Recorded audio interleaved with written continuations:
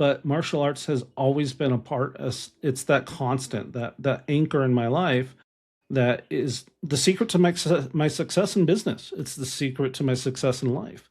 It's the secret for me being alive, and that's not an exaggeration. If I did not start, his name was Mr. Rivera. It was my very first instructor, and I'll never forget him because I was 8 years old, and mind you, my I've done martial arts through his class since I was six, and this is something my grandmother made me do because she knew my mom never would.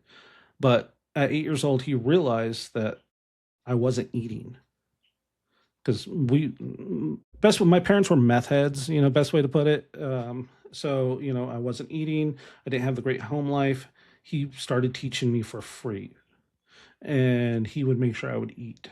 And all the way up until my teens, he's the one that convinced me to join the Navy at a very young age. He's the one that convinced me, when I got out of that, to keep doing martial arts and all kinds of different things. And I'll never forget him because if it wasn't for him, I never would be in the position in life I am today because martial arts gave me a foundation to be successful.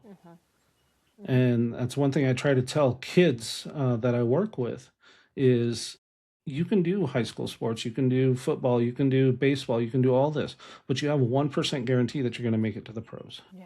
1%. Maybe it might not even be that anymore. Yeah. I know last time I saw that statistic was in the early 2000s. Oof. You had a 1% chance to make it pro Wow. from high school to college to pros. Wow. You have a 3% chance to get a sports scholarship, Wow. To go to college.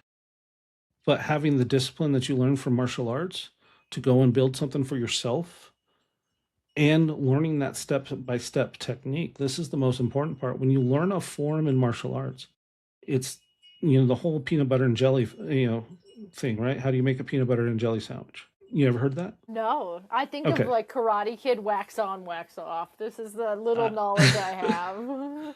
So peanut butter and jelly sandwich. How would you make a peanut butter and jelly sandwich? Like, what do you? Go step by step and tell me how you would make a peanut butter and jelly sandwich. I would like pull out the bread and pull out the peanut butter, pull out the jelly, grab a knife, and then I would open the sandwich, and then I would put the peanut butter on, and then I'd put the jelly on, and then I'd close the sandwich. Okay, but so did you take the lid off the peanut butter? Did you take two pieces of bread out of that package of? I See would where I'm hope getting so. at here? Yeah. The details. Step by step, the Yeah. details. Yeah.